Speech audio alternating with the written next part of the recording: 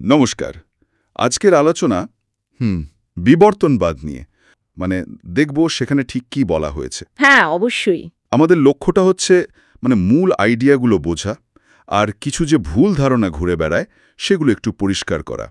আর জীবনের শুরু থেকে এই যে এত পথ চলা, সেটার একটা ছোট্ট ছবি তুলে ধরা আর কি। অবশ্যই। একটা প্রশ্ন তো প্রায়ই শুনি যে মানুষের পূর্বপুরুষ নাকি বানর ছিল। তা যদি হয় তাহলে এখনকার বানরগুলো কি করছে, ওরা কেন এখনো আছে? এটা দিয়ে শুরু করা যাক, কি বলেন? হ্যাঁ, এরা খুব কমন একটা প্রশ্ন, আর একটা বড়সড় ভুল ধারণাও বটে। দেখুন, বিবর্তন তত্ত্ব কিন্তু এটা বলে না যে আজকের দিনের কোনো বানর বা ধরুন শিম্পাঞ্জি পাল্টে গিয়ে মানুষ হয়ে গেছে। ও আচ্ছা। ব্যাপারটা আসলে অন্যরকম।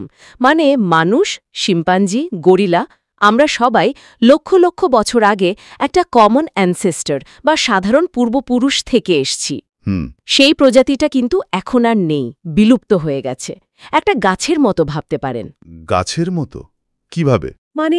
একটাই কাণ্ড থেকে যেমন অনেক ডালপালা বেরোয়, তাই না? আমরা সবাই হচ্ছি সেই ডালপালার এক একটা ভিন্ন ভিন্ন ডগা। আজকের বানর একটা ডগা, মানুষ আরেকটা। বাহ, এই উপমাটা দারুণ। এটা বুঝতে খুব সাহায্য করল। কিন্তু এই যে বদলটা, একটা পূর্বপুরুষ থেকে এত রকম প্রজাতি, এটা হয় কিভাবে? এখানে কি ওই ন্যাচুরাল সিলেকশনের ব্যাপারটা আসে? একদম ঠিক ধরেছেন।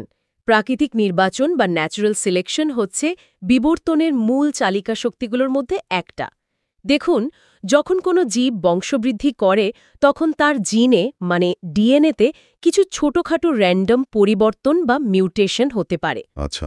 এবার এই পরিবর্তনগুলোর মধ্যে কোনোটা যদি জীবটাকে তার পরিবেশে একটু বেশি সুবিধে দেয়, টিকে থাকতে বা বেশি সন্তান উৎপাদনে সাহায্য করে, তখন কি হয়? তখন তো সেই সুবিধা পাওয়া জীবগুলোই বেশি টিকবে, তাদের সংখ্যা বাড়বে। ঠিক তাই।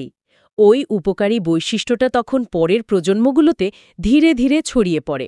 ধরুন, সবুজ ঘাস বা পাতার মধ্যে একটা পোকার রং যদি সবুজ হয়, হ্যাঁ, তাহলে শিকারীদের চোখে পড়বে কম। একদম। ফলে তার বেঁচে থাকার, বংশ বাড়ানোর সুযোগ বেড়ে যায়। এটাই প্রাকৃতিক নির্বাচন।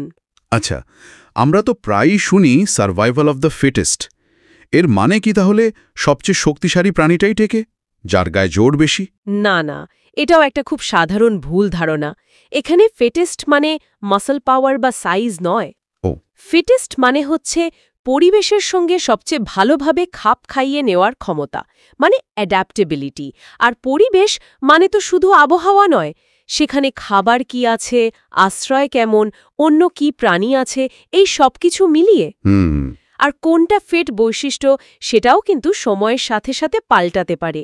যেমন ধরুন, ডাইনোসরদের বিশাল আকার একসময় সুবিধে দিত হয়তো, কিন্তু পরিবেশ যখন আমূল বদলে গেল, তখন ওই ছোট আকারের প্রাণীরাই কিন্তু বেশি সুবিধে পেয়েছিল।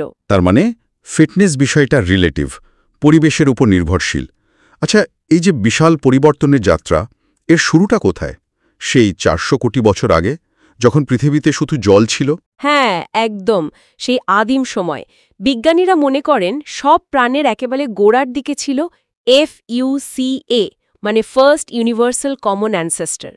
এটা হয়তো কোষও ছিল না, ঠিকঠাক ভাইরাসের মতো কিছু একটা। কোষও ছিল না? সম্ভবত।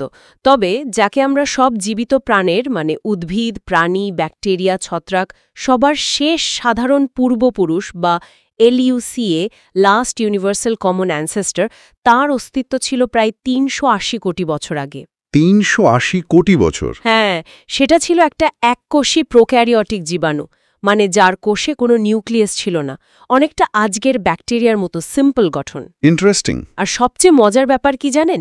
2016 সালের একটা গবেষণা বলছে এই LUCA-এর প্রায় 355টা জিন আজও পৃথিবীর সমস্ত ধরনের জীবে পাওয়া যায়। ভাবুন একবার। তার আমাদের সবার মধ্যেই সেই আদিতম যোগসূত্রটা রয়ে গেছে। আচ্ছা, এই LUCA থেকে আজকের এই যে এত জীব বৈচিত্র্য, নিশ্চয়ই অনেকগুলো গুরুত্বপূর্ণ ধাপ পেরোতে হয়েছে। 20 কোটি বছর আগে এলো সায়ানো ব্যাকটেরিয়া।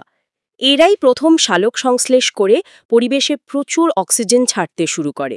এটাকে গ্রেট অক্সিজেনেশন ইভেন্ট বলে। এটা পুরো গ্রহের চেহারাটাই বদলে দিয়েছিল।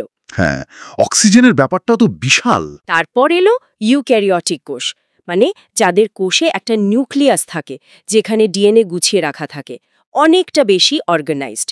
এই ইউক্যারিওট থেকেই পরে ক্লোরোপ্লাস্ট, যা থেকে উদ্ভিদ জগৎ, আর মাইটোকন্ড্রিয়া, যা অক্সিজেন ব্যবহার করে শক্তি বানায়, প্রাণীয় ছত্রাক জগতে জরুরি, এগুলো যুক্ত হলো। আর ডাঙায় ওঠা সেটা কবে? সেও এক দারুণ গল্প। প্রায় ৩৭.৫ কোটি বছর আগে টিকটালিক রোজে নামে এক ধরনের মাছ ছিল, যাদের পাখনার গঠনটা ছিল অন্যরকম, অনেকটা ডাঙায় ভর দেওয়ার মতো। মনে করা হয় এরাই জল থেকে ডাঙায় ওঠার পথের একটা গুরুত্বপূর্ণ ধাপ। মাছ থেকে ডাঙার প্রাণী? হ্যাঁ, যদিও পরে তিমি বা ডলফিনের মতো কিছু প্রাণী ডাঙায় লক্ষ লক্ষ বছর কাটানোর পর আবার জলেই ফিরে গেছে।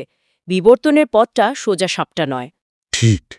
এই তিমি, ডলফিন তো স্তন্যপায়ী, এদের বিবর্তনটা কেমন ছিল? স্তন্যপায়ীদের গল্পটাও খুব ইন্টারেস্টিং। সবচেয়ে পুরনো যে ফসিল পাওয়া গেছে, ব্রাজিলোডন কোয়াড্রাঙ্গুলারিস, সেটা প্রায় 22.5 কোটি বছর আগের। ইঁদুরের মতো দেখতে ছিল। 22.5 কোটি বছর? হ্যাঁ। আজকের দিনে স্তন্যপায়ীদের মূলত 3টে বড় শাখা আছে। মোনোট্রিম, যারা ডিম পাড়ে, যেমন প্ল্যাটিপাস; মর্সুপিয়াল, যারা থলিতে বাচ্চা বড় করে, ক্যাঙ্গারুর মতো; আর আমরা পড়ছি প্ল্যাসেন্টাল গ্রুপে, যারা গর্ভে বাচ্চা ধারণ করে। ডাইনোসররা যখন বিলুপ্ত হলো, মানে প্রায় 6.5 কোটি বছর আগে, তারপর থেকে এই প্ল্যাসেন্টাল ম্যামালদের খুব দ্রুত বিস্তার ঘটেছিল, কারণ খালি হয়ে যাওয়া জায়গাগুলো দখলের সুযোগ পেয়েছিল আর কি। আচ্ছা, আর ওই যে বলছিলেন কিছু অবাক করা সম্পর্কের কথা? ও হ্যাঁ, জেনেটিক ডেটা দেখলে চমকে যেতে হয়। যেমন ধরুন, তিমি বা ডলফিন, এরা আসলে গরুর বেশ কাছের আত্মীয়। আবার বিশাল হাতি, তার সবচেয়ে কাছের জীবিত আত্মীয় হচ্ছে ছোট হাইরাক্স নামের একটা প্রাণী। বলেন কি, গরু আর তিমি, হাতি আর হাইরাক্স, অবিশ্বাস্য। হ্যাঁ, বিবর্তনের পথটা এমনই অদ্ভুত। তাহলে এই পুরো প্রক্রিয়াটায়, মানে বিবর্তনে, মিউটেশন আর ন্যাচুরাল সিলেকশন ছাড়াও কি অন্য কিছু কাজ করে? হ্যাঁ, আরও দুটো মূল ফোর্স বা চালিকা শক্তির কথা বলা হয়। একটা হলো জেনেটিক ড্রিফট। জেনেটিক ড্রিফট সেটা কি? এটা হলো মানে কোনো একটা পপুলেশনে জিনের গঠন বদলে যাওয়া, কিন্তু সেটা ন্যাচারাল সিলেকশনের জন্য নয়, বরং হঠাৎ ঘটে যাওয়া কোনো ঘটনার কারণে। চান্স ইভেন্ট আর কি। যেমন ধরুন বটলনেক এফেক্ট। একসময় উত্তর আমেরিকায় বাইসনদের এত শিকার করা হয়েছিল যে ওদের সংখ্যা একদম কমে যায়। পরে যে কটা বেঁচে ছিল তাদের জিন থেকে আজকের বাইসনরা এসছে, ফলে জিনগত বৈচিত্র্য অনেক কমে গেছে। আরেকটা হয় ফাউন্ডার এফেক্ট, যখন খুব অল্প কিছু সদস্য মূল পপুলেশন থেকে আলাদা হয়ে নতুন জায়গায় বসতি করে। ও আচ্ছা, অল্প কিছু পূর্বপুরুষ থেকে শুরু হওয়ার ফলে তাদের জিনগত বৈশিষ্ট্যই বেশি দেখা যায়। ঠিক, যেমন আমেরিকার অ্যামেশ সম্প্রদায়ের মধ্যে কিছু জিনগত রোগ বেশি দেখা যায়, কারণ তারা অল্প কিছু প্রতিষ্ঠাতা সদস্য থেকে এসছে। বুঝলাম। আর চতুর্থ শক্তিটা? সেটা হলো জিন ফ্লো। মানে যখন একটা পপুলেশনের জিন অন্য একটা পপুলেশনে যায়, ধরুন এক জায়গার মশা কীটনাশক প্রতিরোধী হয়ে উঠল, এবার সেই মশা যদি অন্য জায়গায় গিয়ে সেখানকার মশাদের সাথে মেশে, তাহলে ওই প্রতিরোধী জিনটা নতুন পপুলেশনেও ছড়িয়ে পড়বে। আচ্ছা, তাহলে mutation, natural selection, genetic drift আর জিন ফ্লো, এই 4টে মিলে বিবর্তনকে চালিত করছে। মোটের ওপর হ্যাঁ, এগুলোই প্রধান চালিকা শক্তি। এত সব প্রমাণ, এত বিস্তারিত প্রক্রিয়া জানার পর বিবর্তনকে কি আর শুধু একটা থিওরি বলে হালকা করে দেখা যায়? মানে লোকে যেমন বলে এটা তো শুধু একটা থিওরি। দেখুন, বিজ্ঞানের ভাষায় থিওরি শব্দটার মানে কিন্তু সাধারণ কথাবার্তার মতো নয়। সায়েন্টিফিক থিওরি মানে কোনো আন্দাজ বা অনুমান নয়। এটা হলো এমন একটা ব্যাখ্যা যা প্রচুর প্রমাণ, পরীক্ষা নিরীক্ষা দিয়ে সমর্থিত। যেমন ধরুন গ্র্যাভিটির থিওরি বা সেল থিওরি। ও, মানে এটা প্রমাণিত সত্যের কাছাকাছি। একদম। বিবর্তনবাদ হচ্ছে জীববিজ্ঞানের একেবারে ভিত্তি। প্রায় 97% বিজ্ঞানী এটাকে ফ্যাক্ট হিসেবে মেনে নিয়েছেন। এর পক্ষে ফসিল থেকে, জেনেটিক্স থেকে, অ্যানাটমি থেকে অসংখ্য প্রমাণ আছে। বিপক্ষে সেভাবে কিছুই নেই। আমাদের প্রাইমেটদের, মানে মানুষ, অ্যাপস, বানর, এদের পূর্বপুরুষদের বিবর্তন তো শুরুই হয়েছে 6.5 কোটি বছর আগে, ডাইনোসর যুগ শেষ হবার ঠিক পরে। পুরো ব্যাপারটা শুনলে মনে হয় জীবন যেন একটা বিশাল নেটওয়ার্ক, সবাই সবার সাথে যুক্ত। সোনক সেনের ওই ডকুমেন্টারিটা অল দ্যাট ব্রিডস, ওখানে একটা কথা ছিল না? হ্যাঁ হ্যাঁ, মনে পড়ছে। যে জীবন আসলে একটা সম্পর্ক, আমরা সবাই বাতাসের একটা সম্প্রদায়। বিবর্তনের এই দীর্ঘ ইতিহাসটা জানলে সত্যিই মনে হয় একটা মশা হোক বা তিমি, ব্যাকটেরিয়া বা বটগাছ, সবাই কোনো না কোনোভাবে কানেক্টেড। ঠিক তাই। আর এই যে গভীর কানেকশনটা, এই আন্তঃসংযোগ, এটা বুঝতে পারাটাই হয়তো বিবর্তন নিয়ে জানার সবচেয়ে বড় শিক্ষা। প্রত্যেকটা প্রাণেরই এই ইকোসিস্টেমে একটা ভূমিকা আছে, একটা দাম আছে। সত্যি। আচ্ছা, শেষে একটা প্রশ্ন রেখে যাই না হয় ভাবার জন্য। এই যে আমরা জানলাম সব জীব একে অপরের সাথে যুক্ত, এই জ্ঞানটা আমাদের আচরণকে, মানে মানুষ হিসাবে অন্য প্রজাতিদের প্রতি আমাদের ব্যবহারকে কিভাবে বদলাতে পারে? এটা সত্যি ভাবার মতো একটা প্রশ্ন।